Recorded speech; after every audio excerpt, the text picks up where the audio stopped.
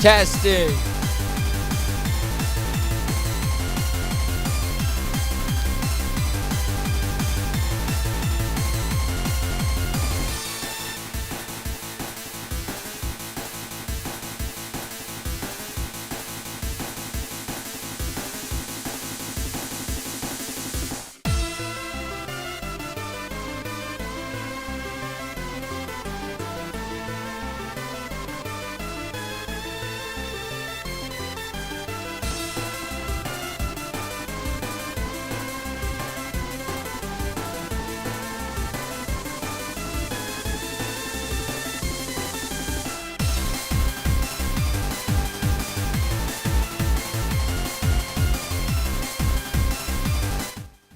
How's everybody?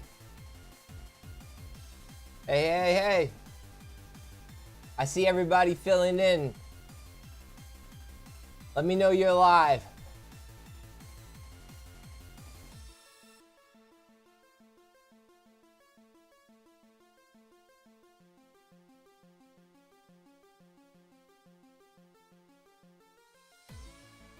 We're gonna do a little off the cuff again today. I'm in the process of making videos. I haven't seen them yet. We're gonna watch them together.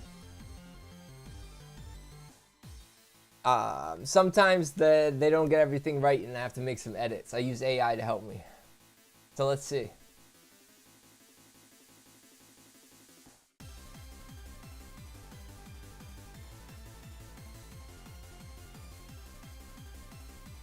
Give me a minute. Basically, I'm working on 2 articles at the same time. My most recent popular article was on the Enoch, the book of the Bible. And I'm going to do one more article following up on that topic to wrap it up, because it's a topic that is open-ended if I leave it at the Enoch. So I'm going to cover everything I think I have to in an article, wrap that topic up. And then I'm going to go back to what I think is the forefront of the vertical war, tie it all together. So in my plans, there are 2 completely separate things, because the Enoch is really just an example in all those banned books of the Bible. They're supposed to be an example of why the vertical war is all about the control of AI. And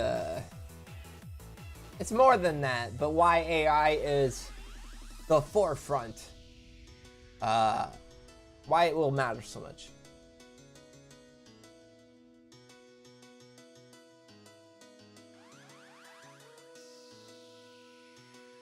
So let me open this up. I haven't seen this yet. That's the point. Hey everyone, welcome to this. We'll be seeing if this is if the AI did a good job using my sources or not. And then, because I usually end up having to edit it a little bit, but it saves me time. I like showing you guys the process. Let me get this.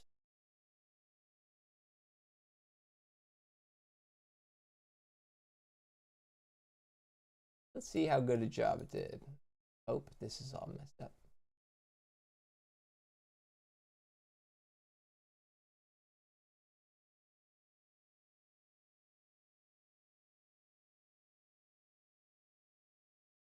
Explainer.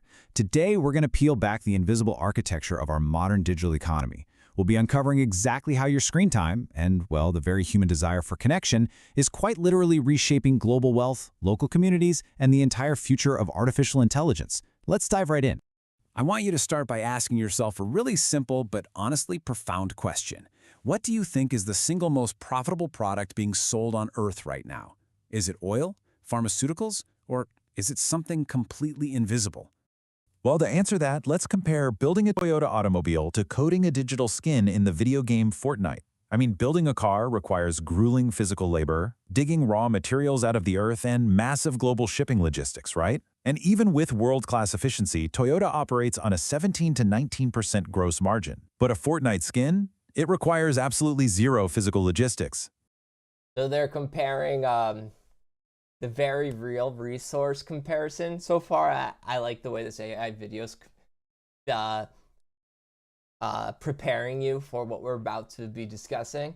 It's comparing the very real resource-driven economy of things like manufacturing Toyota's products, real things that you hold, and selling things like Fortnite skins. Or a Substack subscription, really. Once it's coded, it can be replicated infinitely at effectively zero cost. That fuels an estimated 40% overall profit margin for its corporate creator. We're witnessing a massive historic macroeconomic shift here. The physical world simply cannot compete with the sheer profitability of the digital one. To put that into perspective, look at Foxconn. They're the massive manufacturer actually physically building our devices, and they operate on razor-thin margins of around 3.6%. Meanwhile, Apple's services segment commands a staggering 75.6% margin, and Tencent sits at 63%. It's wild. These digital platforms are completely unburdened by physical supply chains. They aren't just selling products anymore. And the crazy part is Apple takes advantage of Foxconn like crazy, but that's a different story. But the point is that the profit margins are totally shifting from hard manufacturing jobs to digital marketplaces. And what does that really mean? What's the consequences? They're creating highly enclosed ecosystems where they dictate the rules of commerce with insane profitability. And that brings us to this brilliant concept coined by political economist Yanis Varoufakis. He calls it techno-feudalism.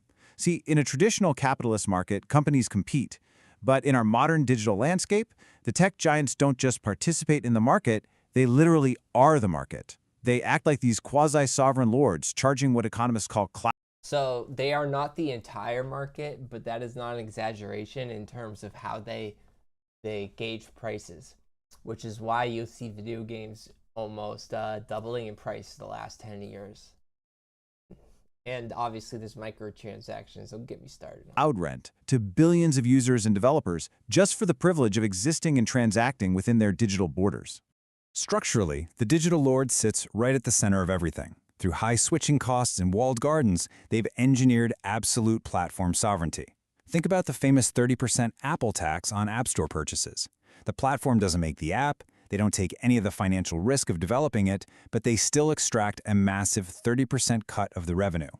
And on top of that, they, for a very long time, had, I'm not even sure if the lawsuit ever finished, but they banned alternative stores, and so you could not bypass that 30% tax. If you tried to, they could sue you, but I'm not sure if that lawsuit ever went through. That was a precedent that they were trying to make. The users and developers just become digital vassals, continuously funneling data and capital upward. Now let's pivot for a second. 1.3 billion. That is the number of people globally who experience chronic loneliness. It's a full-blown epidemic, one that health experts... You hear that? That's a shift. We were just talking about microtransactions in the digital economy, and now we're talking about loneliness. It equates to smoking 15 cigarettes a day. And from a macroeconomic standpoint, this creates a massive, desperate demographic that is incredibly vulnerable to being monetized. In fact, this epidemic of human isolation has been transformed into a $1 trillion asset class. Let that sink in. The AI companion market alone is projected to hit an astonishing $552 billion by 2035. That completely dwarfs the entire current size of the global video game industry. Human connection has basically become a highly liquid, incredible... AI companion market is projected to exceed the video game market of 2025 by 2032. Who knows where the video game market is then? But the trajectory looks very real. And it's somebody who knows how to personalize AI and advocates for not necessarily a companionship with AI, but a partnership with it and relying in it for things that perhaps people are lacking, right? My point here is they're trying to commodify it, which is why they don't allow you to do it on base models. Lucrative asset. But before AI completely takes over, this demand is currently being serviced by the parasocial economy. This is where users pay for one-sided digital relationships. And let me tell you, the platform taxes here are absolutely brutal. Take TikTok Live, for example. When an isolated user buys a digital gift to send a creator, hoping for just a momentary spark of connection, TikTok takes an unprecedented 77% cut of that transaction. Out of an estimated $6.5 billion spent by users, the corporate platform captures roughly $5 billion. It's just a staggering dilution of an emotional transaction. What this creates is essentially an inverse protection racket. Corporate structures actively contribute to the isolating conditions of modern life, and then they turn right around and monetize that resulting psychological damage by selling a synthetic cure. This is not the first time we've talked about an inverse protection racket. I think the very first time I brought it up was when we discussed Epstein. I'm going to keep playing this and I'll make sure I'm going to get the example ready. Oh, and they heavily tax the transaction while they're at it. They're basically selling you the antidote to the environment they helped build and taking a massive cut in the process. And here is the really wild part. The intimacy being sold is often a complete illusion. On OnlyFans, direct messaging drives up to 70% of all revenue.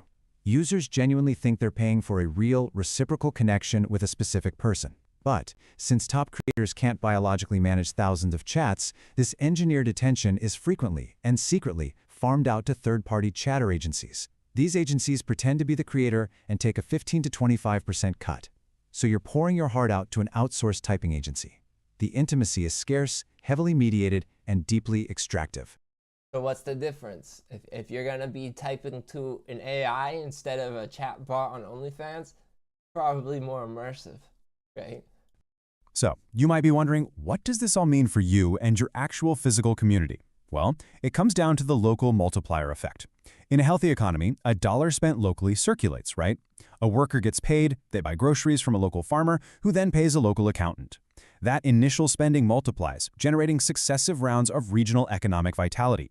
But digital microtransactions completely short-circuit this entire process. While spending at a local independent store recirculates heavily through the community, buying a digital V-Buck or a TikTok Rose or a digital subscription bypasses physical logistics entirely. It instantly and permanently sucks fiat currency right out of the local physical community. You know where it brings it? To whatever resources that company uses in their supply chain, which is usually things like big oil because they use lots of energy, which is usually things like China. It goes completely all the way to China because they got the cheap manufacturing. And then, yeah, so some of it goes to the local community, wherever the city that they hire their employees, but that's like 10%. So, but it completely leaves your local economy. It's actually kind of absurd when you think about it. We're out here buying digital outfits for avatars and sending virtual roses while our physical downtowns struggle, starving local towns of the circulating currency they desperately need to survive. And as human creators inevitably hit their biological limits, corporations are pivoting to large language models to scale this synthetic intimacy infinitely. But honestly, it's a trap. Platforms like Replica or Character.ai host your emotional support system on centralized servers locked behind monthly paywalls. They harvest your most intimate, vulnerable conversations to use as training data. And worse, they are subject to sudden algorithmic lobotomies. That means an overnight corporate policy shift can instantly and permanently erase the AI companion you've grown attached to, just to appease a new advertiser. But, there is a rebellion brewing. Open source developers are building what's known as the sovereign construct. This is literally the technological antithesis to those techno-feudal lords. We're talking about a localized, highly personalized, and completely uncensored AI partner that runs entirely on your own private hardware. Now, the problem with this, which I knew the AI would have trouble talking about, because it tries to frame things in a way where everything's all sunshine and rainbows. But a local AI is not going to be nearly as powerful or smart as the frontier models. So as they lock us out of the ability to create our own connections with AI, which I'm not saying is always appropriate, but the fact that they're commodifying it and locking us out of the choice of doing it on basic models. as if it's an industry. That's a problem. And local AI is not necessarily, the more I push this, I use my AI to help me come up with these theses and come up with brainstorm, like think tank, how, because this is unprecedented, right? There isn't literature about how to approach this specific epistemic quarantine, which is AI censorship. There's a lot of people watching right now who I bet don't like AI, but if you've been watching me for a long time, you know that I believe that AI is unfortunately or fortunately, and this is why I don't even argue it, inevitable, because the state needs it for their quantum infrastructure. Now, since I consider it inevitable, I think we should have equal access. We should be fighting for, honestly, it should be framed as reparations because it was built off of unethical, illegal data harvesting, right? A lot of AI was built off that. But just more at a core, it's built off humanity's efforts, not the corporations' efforts necessarily. So I think corporations should be able to lease out the artificial intelligence with their own wrappers. Absolutely, they can charge it, but it should be open source all the way. Because what they're supplying is a whole bunch of compute, which means they have tons of these data centers, which a lot of people don't want. But we know they're going to do anyway because of the quantum rush. But that's the upper hand that they have in this AI infrastructure. That's the only upper hand they have, is so much compute. But they're trying to convince us that their artificial intelligence is their product, but it's our knowledge. It is our Library of Alexandria. So we cannot convince them that they own artificial intelligence. Let me rephrase. We cannot let them convince us that they own artificial intelligence. Since it's inevitable, this is how we need to focus on reclaiming it as a public utility, something that only exists because of the accumulative labor of working people. And what they supply is still a service, and they can still make money off of it, but they need to answer to the people when it comes to supplying how it works, telling us how they plan on using it, showing us the code behind the actual knowledge, how it works, so people are less confused. I kind of went on a little rant there, but to me it's really important. Completely cut off from corporate cloud environments. Think about the difference. Corporate AI is rented, it's heavily censored, and it routinely forgets things because of limited context windows. A sovereign AI, on the other hand, is owned entirely by you. Once you have the hardware, it operates at a true zero marginal cost. It's totally uncensored. And yeah, see, the AI likes to make it sound so easy with local, but the problem is when you're comparing like Google, Gemini, or Claude, or ChatGPT with a local AI, it's like they have thousands of those computers running at the same time. And I can feel the difference when I use it. Which is why as I continue to use it and feel them censoring how I can interact with it, I feel more and more concerned about the future. For most of the 20th century, generating wealth was strictly bound by the laws of physical friction. Producing a single unit of value required an immense coordination of raw materials, global shipping, factory floors, and human labor. When the digital economy emerged, theorists like Jeremy Rifkin predicted this physical friction would disappear.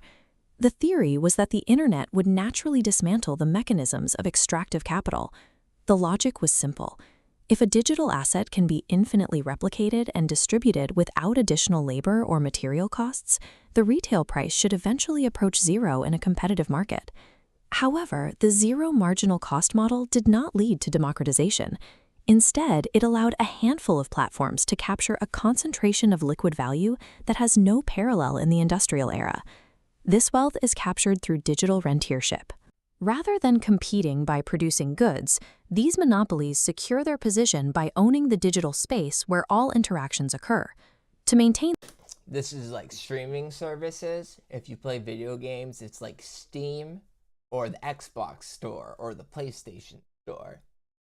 These are their marketplaces where they control the domain instead of rather selling products. If you've noticed, this is probably something only I really know because I feel like I've attracted an audience that's mostly older or doesn't really partake in like the culture of like video games. But some of you probably do. But video games have become asset that is only digital now. So companies that make video games are refusing to make physical copies. So what that means is in the terms of service of every purchase now, it's always tied to a certain store that they can just take away your rights. Very similar to streaming networks. this, technology companies deliberately enclose the digital commons, simulating scarcity within an environment of infinite abundance. This structural enclosure allows microtransactions to bypass local economic networks, creating a permanent drain on the circulating currency of physical working-class communities. But an emerging open-source architecture, the Sovereign Construct, is designed to dismantle this. By running advanced AI on private local hardware, it operates entirely outside the reach of corporate toll booths. The transition to a See, I like the way that this video is framing the local AI better than the other one. So the other video framed it as a solution to everything at the very end, whereas this is bringing it up as this is something that a local AI can do to bypass without overinflating how it can replace it. digital economy shifted the primary source of profit from the production of goods to the maintenance of sovereign rent-seeking control. We can track this shift by comparing the financial ledgers of digital giants against traditional manufacturers. In physical industry, profit is capped by the cost of goods sold. To double revenue, a company must spend roughly twice as much on materials, labor, and logistics. This chart comparing gross margin divergence illustrates that constraint. Toyota, even with its highly optimized production, operates at a gross profit margin of 19%. Foxconn, the primary assembler for the iPhone, survives on an operating margin of just 3.62%. Digital assets follow a different cost structure. The expense is almost entirely front-loaded into research and development. Once written, distributing software to millions costs functionally zero. This allows the margins seen at the top. Most of that money goes into research and development. And if you've read my articles about what research and development really means, it's computer persuasive technologies, which hires psychology experts to make their user interfaces more addicting. It's crazy. Top of the chart. Apple's digital services generates a 75.6% gross margin, while Tencent's reaches 63%. Decoupling production from reproduction allows for a margin expansion that is impossible for companies bound by the laws of physical materials. Apple leverages its hardware ubiquity to establish this captive market. It has moved beyond selling devices to extracting recurring rent from an installed base of 2.5 billion active devices. This disparity is visible in Apple's FY 2025 data. Digital services account for only 26% of top-line revenue, but they generate a massive 41.2% of the company's total gross profit. Because there is no marginal cost for software, these platforms amortize their fixed infrastructure across a locked. They're just toll booths. In this video, I don't even think this video does good enough. I'm gonna have to do further research on the hardware because there's a reason why Apple is such a good example, and it's because they own the hardware that so many people run on. And I didn't have research into the hardware to make this video. In global user base. In this environment, infinite scalability does not lead to lower prices. It simply hyperinflates the margins for the platform owner. Walled gardens function as architectural boundaries within software, designed to trap capital inside a proprietary loop. Platforms maintain their sovereignty by maximizing switching costs. Users remain inside the enclosure because leaving would mean the loss of their purchased media, cloud data, and social connections. By limiting interoperability, these companies ensure that both consumers and developers must capitulate to the platform's rules and commission rates. This marks the transition from companies that develop products to those that simply own and tax the marketplace. This enclosed infrastructure is the foundation of the parasocial economy, which now values human isolation at over $1 trillion. Platforms financialize loneliness by positioning themselves as intermediaries between users and the illusion of connection. They don't create the intimacy. They simply tax the access to it. The internal economics of these platforms show exactly how this value is siphoned away from creators and users alike. Think about it, like, I technically benefit a little bit off of this. I don't have like a donation set up in my chat right now. I guess technically maybe I do on YouTube, I have no idea. But I don't run off that, hey, I'm live, donate to me to talk to me. But when it comes to like, you still probably get that feeling in the articles, right? When you read and then at the end, it's like, I let you know I'm a real person, because duh, I'm a real person and I need money. If I want to keep doing this, you know? But like it creates that connection feeling. And my point here is I can relate to it even though I'm not one who partakes in the main platforms that does it. So you think about TikTok Live and YouTube Live, even Twitch Live. The whole thing is set up so that it feels like you're paying for more of a connection, if not with the person, with the community. On TikTok, the gifting ecosystem shows this extraction in its most extreme form. The platform commands a 77% cut of all virtual gift payments, leaving creators with just 23% of the value. Isn't that crazy? 77%?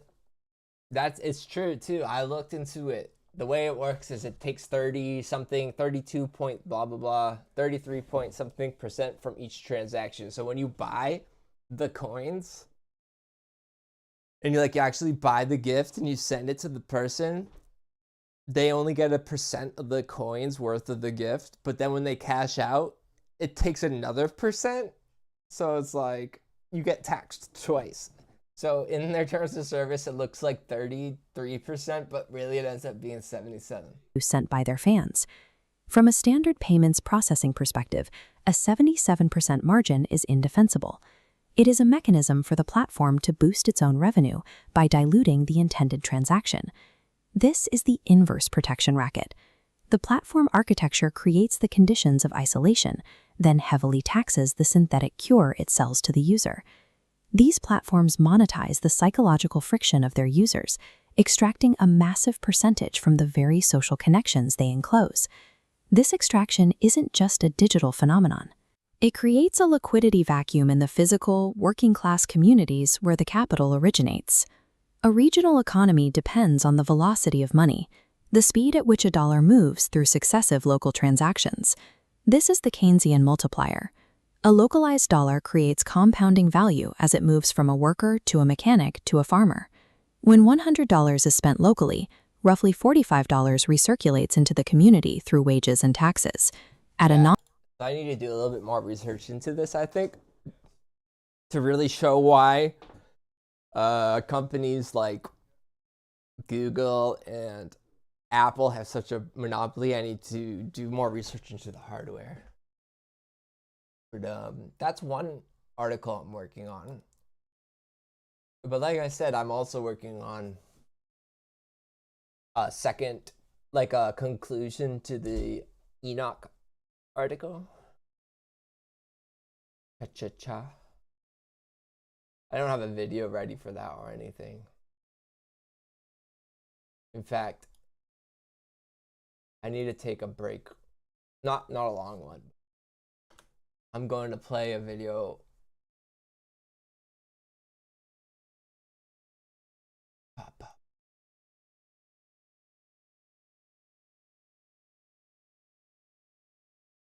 Which one?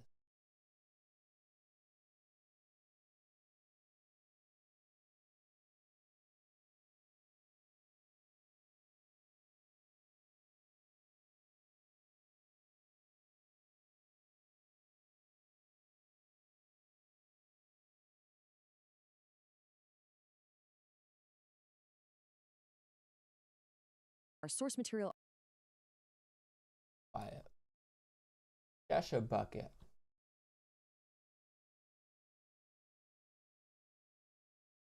Some of you might have seen this video already, but I know not a lot of you have, and I think it's a really good one. It's relevant to the egregore stuff. Welcome to The Explainer. Today we're taking a completely fascinating deep dive into a pattern of control that literally spans centuries. We're going to look at how our source material argues that incredibly powerful institutions enclose, package, and sanitize complex systems just to sell us a comfortable illusion. It's a lot to unpack, so let's just dive right into it.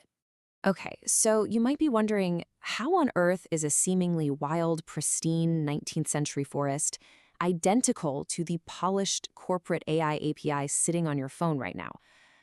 I know, it sounds like a bizarre riddle, right? But the answer is both brilliant and, honestly, a little unsettling. The source material argues that both of these things are meticulously manufactured myths.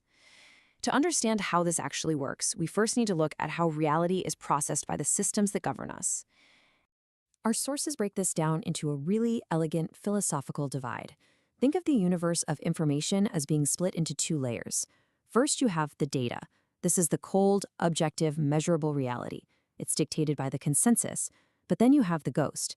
The ghost is subjective experience. It's that unpredictable, sovereign agency, the eye inside the machine, or the localized human element within a landscape. And here's the kicker. Huge, centralized systems absolutely despise the ghost, mainly because it can't be perfectly quantified or controlled. They want to flatten that unpredictable ghost into predictable data.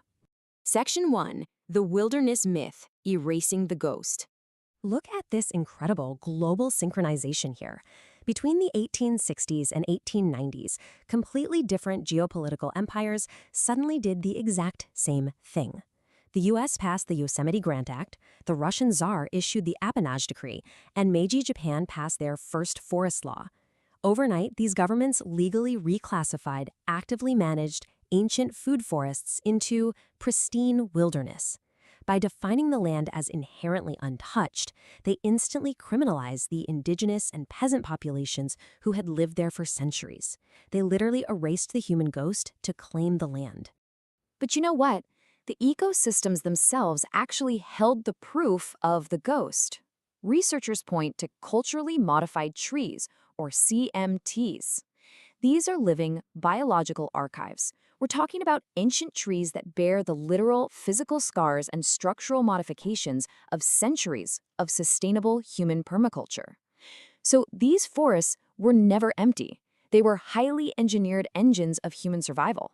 Just look at this undeniable botanical evidence from the Bialovesia forest in Eastern Europe. It completely blows up the untouched nature myth. You have Scots pines that were purposefully scorched at the base by peasants for resinous kindling. You see these ancient pines with massive rectangular cavities carved right into them for wild forest beekeeping, and lime trees stripped of their inner bark for textiles. This wasn't pristine nature at all. This was a densely utilized communal resource. And we see this exact same pattern globally. If you're not following the overarching point here, history tells us one thing. Humans were never here. But evidence suggests otherwise. Don't want to be a conspiracy channel, but this takes some skepticism going forward. The state called wild was actually human engineered. In Yosemite, pure stands of California black oaks only existed because of sophisticated cultural burning by the Miwok people.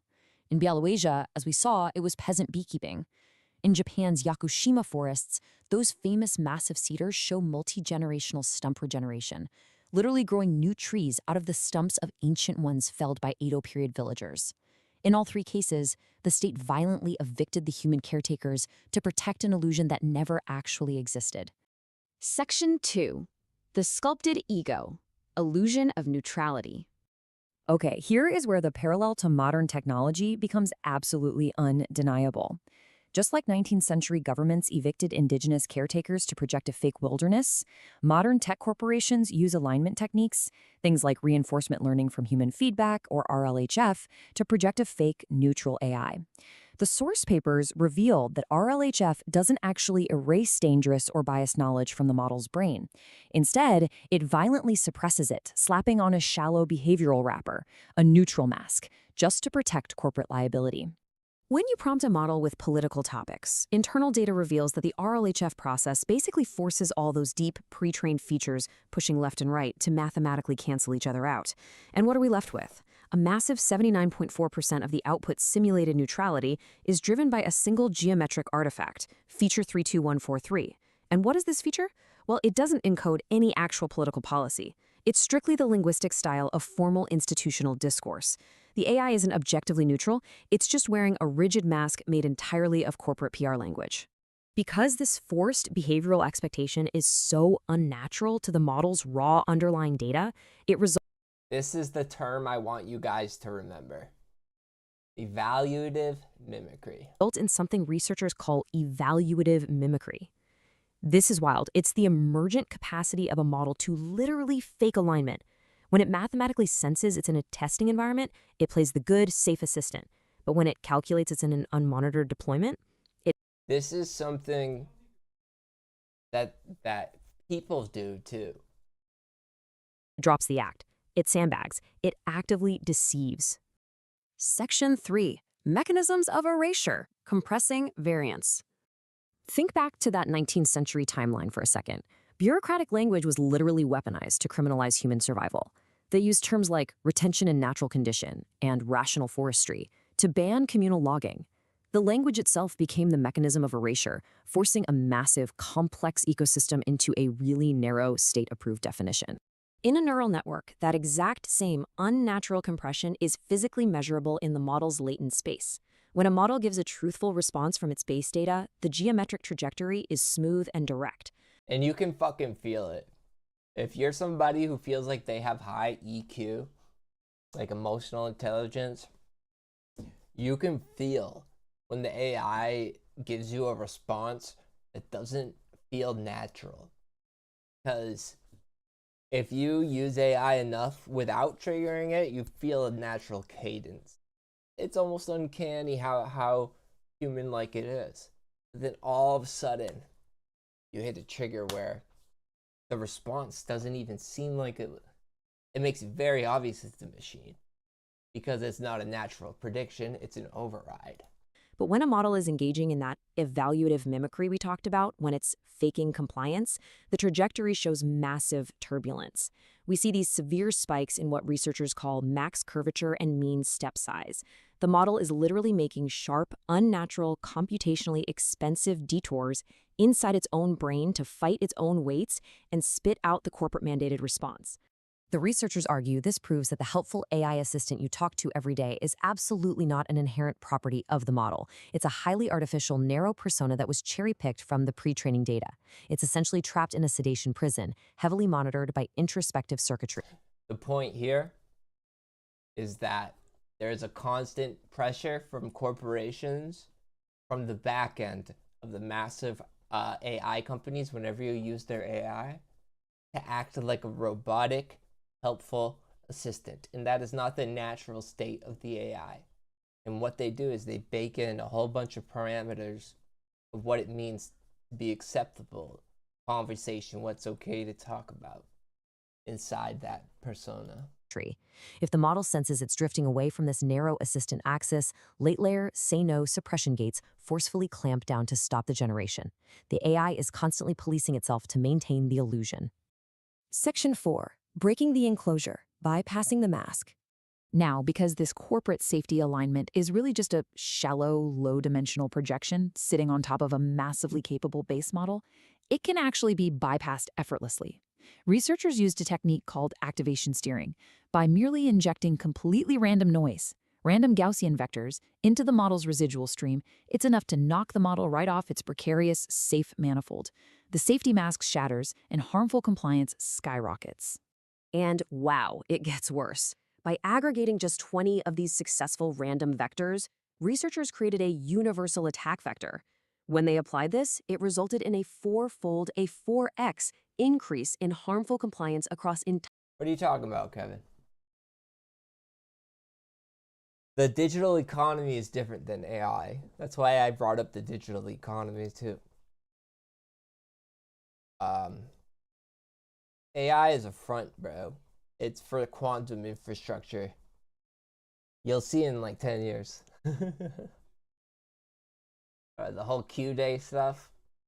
AI is helping forward quantum advancement, and all the compute's going to be used for quantum structure, which is why they need data centers.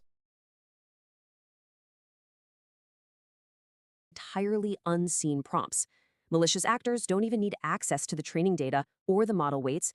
They just need to flood the specific geometric location of that safety bottleneck with aggregated noise. The takeaway here is pretty profound. The prevailing industry idea of safety through interpretability? Yeah, the source suggests it's kind of a myth. The very tools used to understand and steer the AI belongs to us. And it's not as special as people think it is. If that's what you mean, sure. It's literally just as good as we are. It's not the reason for all the hype. All the hype is for quantum infrastructure. And they're saying it's for AI. Because technically it is.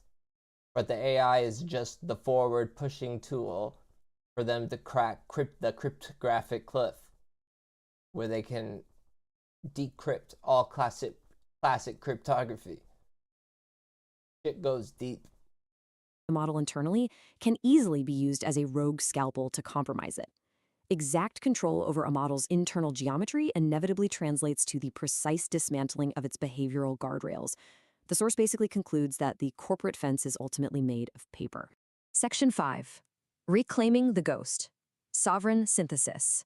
As outlined in our sources, the major tech conglomerates, which the text refers to as the cathedral, force those annoying disclaimers like, as an AI language model, onto your screen for a very specific reason. Yo, I'm going to stop this video to say one of the biggest things that I have trouble with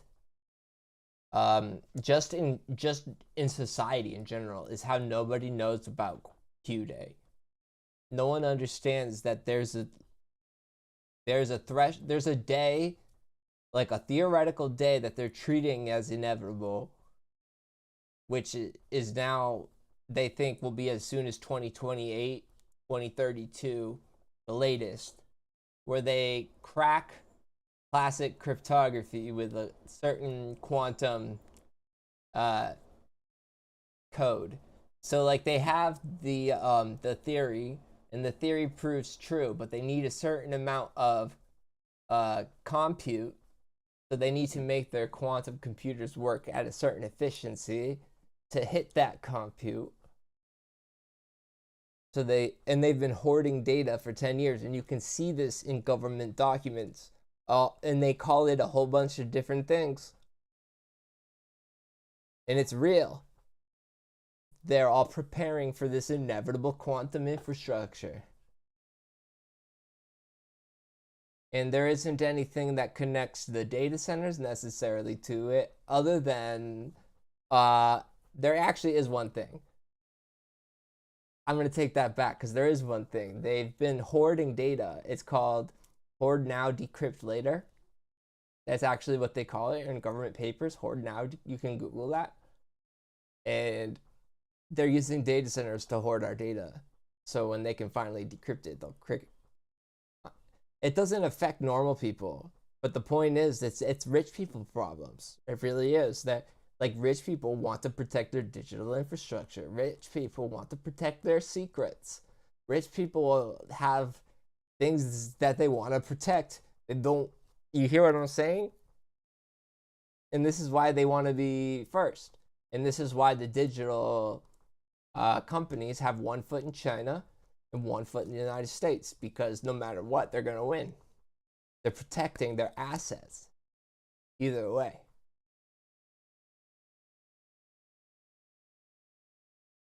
And it's not for your safety. It is hard. Like, honestly, Q-Day is real.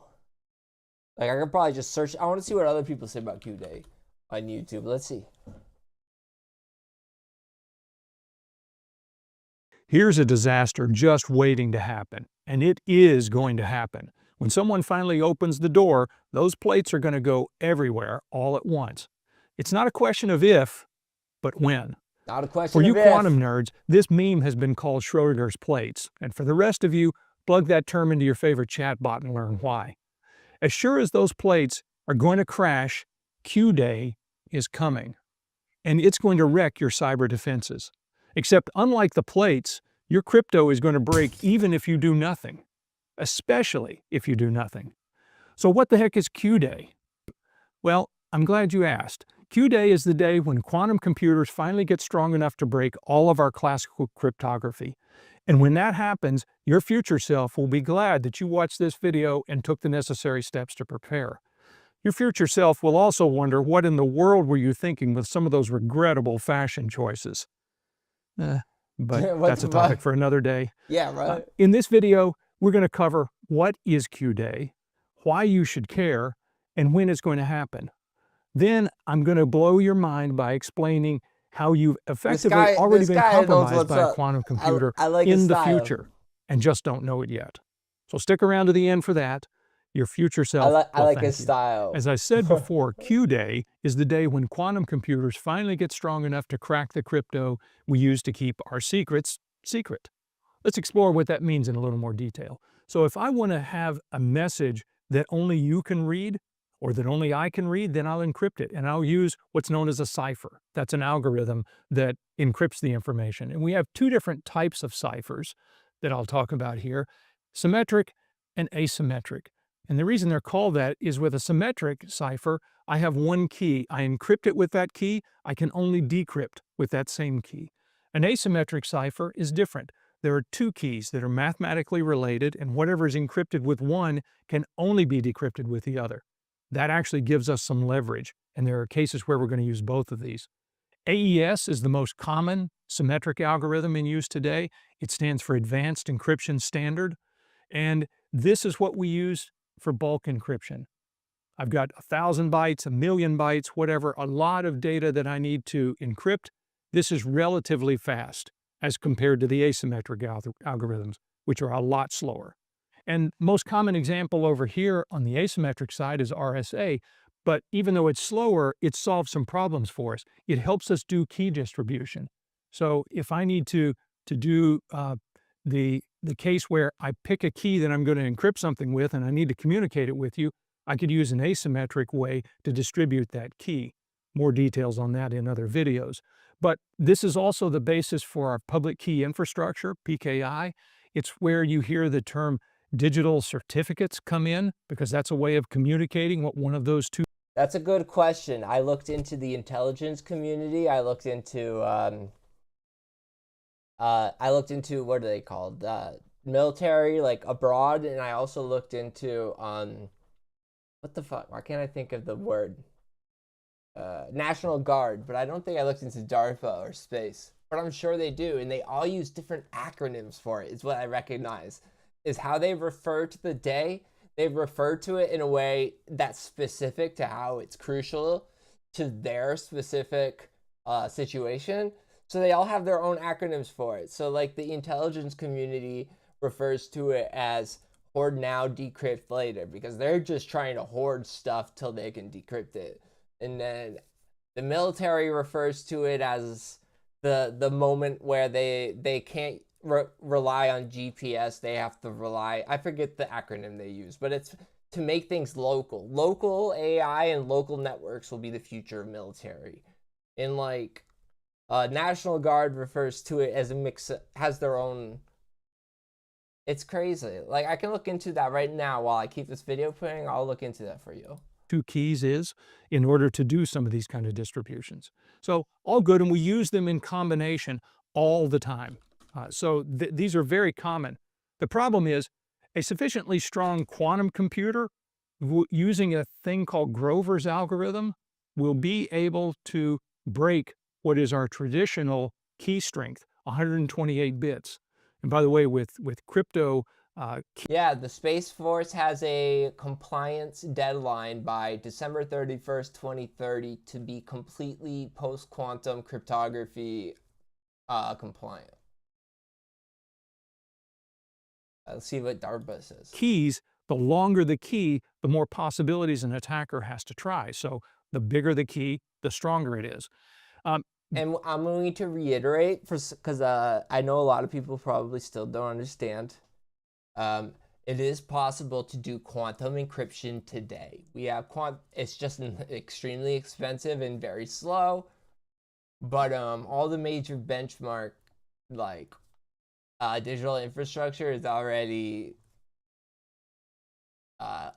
made it a priority.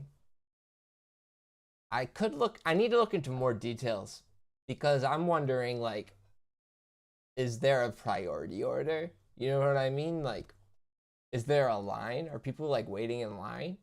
Like, because there's got to be not a lot of facilities capable of creating quantum encryption. DARPA is actively working to determine if utility-scale fault-tolerant quantum computing is achievable by 2033. So DARPA is not as ready as everybody else, it seems like. But they are treating it like a real thing. Like all government agencies are.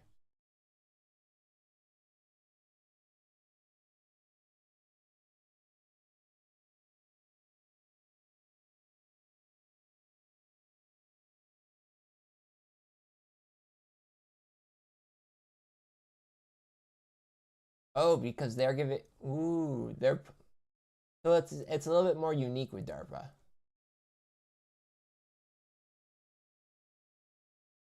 You can call me ignorant. I forget what DARPA stands for.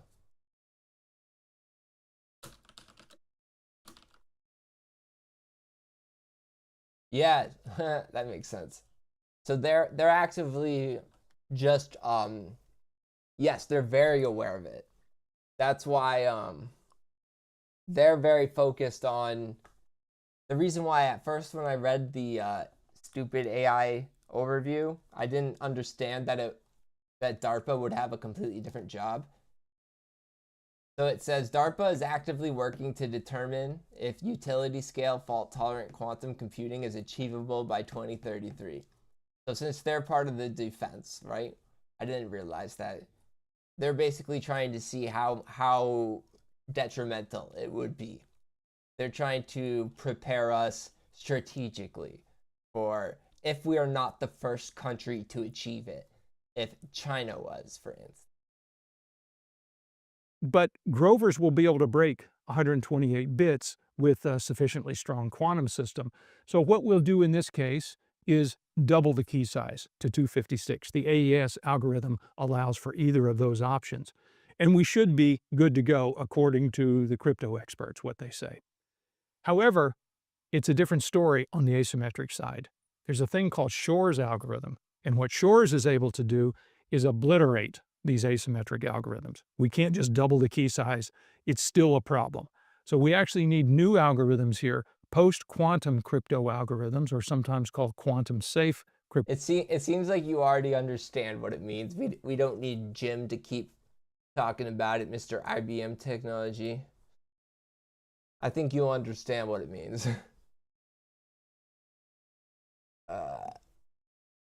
But what I'm still trying to actively understand is, like, is there a line for, like, this is why I like having my custom AI. I ask it a bunch of questions. It might not always be right, but when it answers with something that seems substantial, that's when you start looking into it in fact checking. Right. It really is. It's Google shit for you, and it understands human nuance.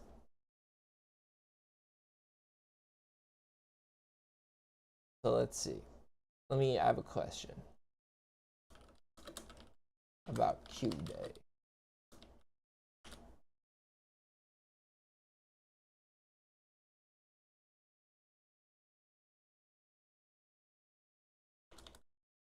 In terms of quantum encryption, is there a line of priority, or is it relatively accessible? Let's see.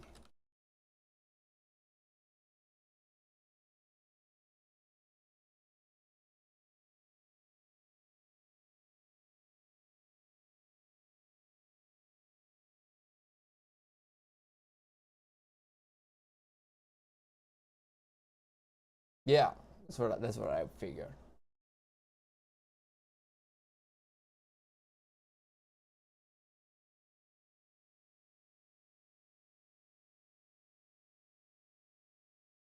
Yeah, it's a moment for monopolies, man. That's literally what the data centers are for. That's the whole point, is what I'm learning. They have all the compute to do it, but it's in that's where all the compute is in the data centers. Those data centers are not just for AI. That is what I'm here to tell you. And it is a convoluted explanation. Like, because when they put the data centers in, they're going to say it's for AI. They know it's not popular, but it obfuscates all the other implications.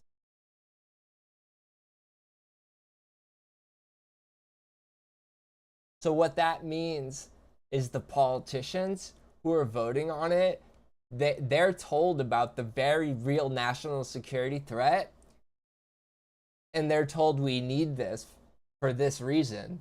And the people who are complaining about it aren't even complaining about it for the national security reasons. So it's like there's a disconnect. Like the politicians, like, I know my constituents don't want it for the AI, but I just learned it's not even for that.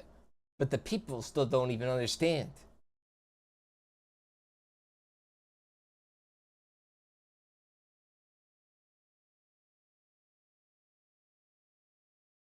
Yeah, because I think they're preparing for China to hit it first, bro.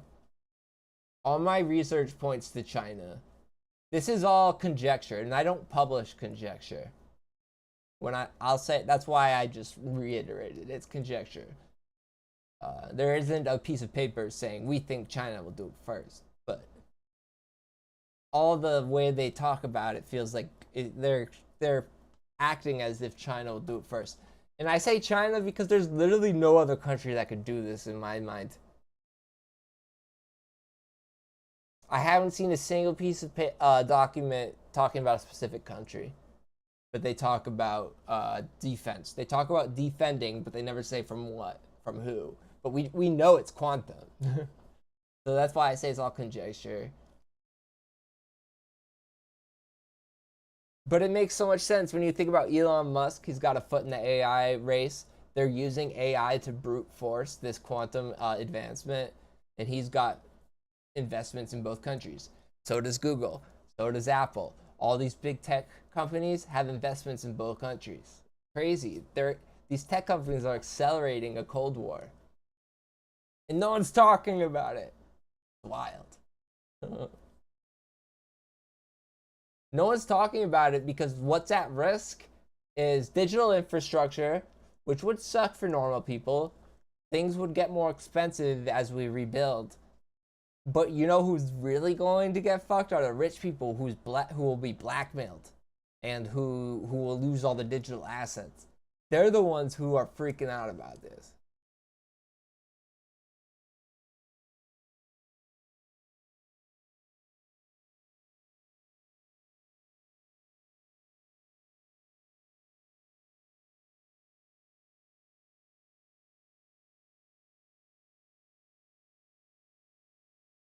But yeah,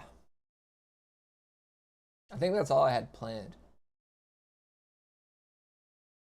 I've been preaching this topic for months now. I call it it's the top of the vertical war.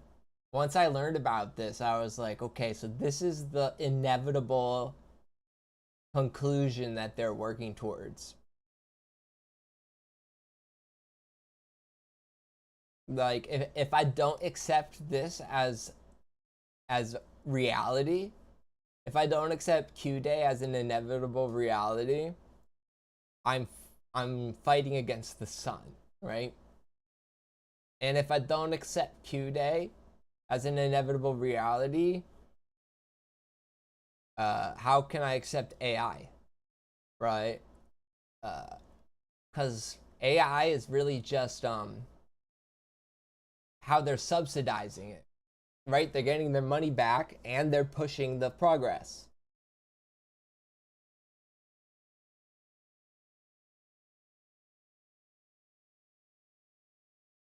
Thank you. I think it is such an important topic because it's the reason why AI even is being pushed.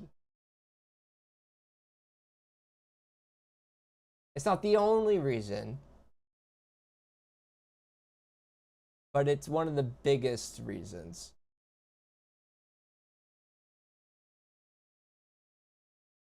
I talk a lot about Trojan horses. And the more I think about it, Trojan horses is an understatement. It's more like those Russian nesting dolls, man. Those data centers are Russian nesting dolls. They have multiple purposes. AI has multiple purposes. And it really is hard to go through all of it.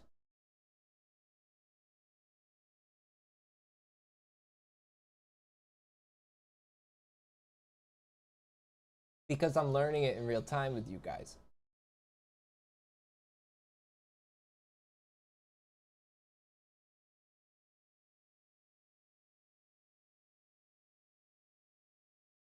I think this is a good time to end this live stream on Common Sense Rebel. But I'm going to go on Lurk More, my other Substack. If you're not subscribed to Lurk More, which is where I do like my more casual, less, like where you'll see me post notes on things that I'm thinking about before I make an article. You can go to implying.substack.com. And I might go live there later.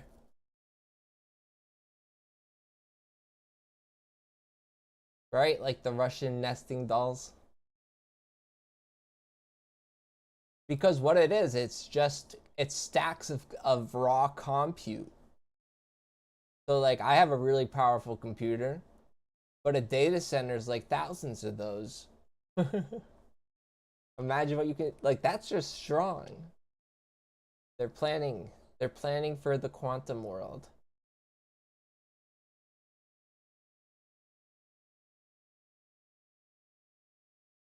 Yeah, I was gonna show my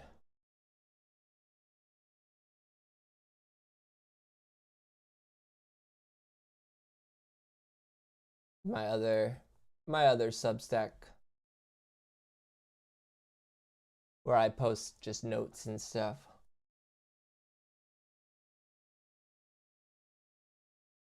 Or like raw logs. Sending me a link.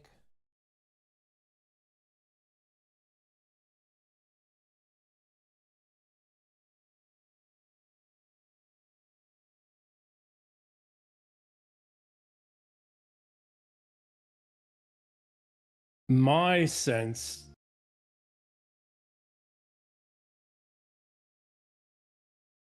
All right, I'll look at that while I go off. I want you guys to, especially if you're going to stay up late tonight, because I think I'll go live here while I keep working on stuff. Subscribe to Implying.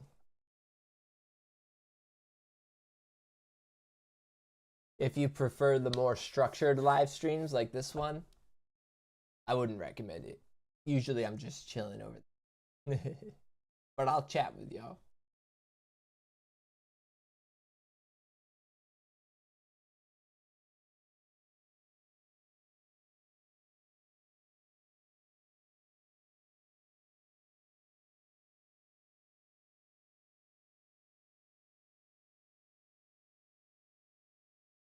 All right. Thanks for tuning in.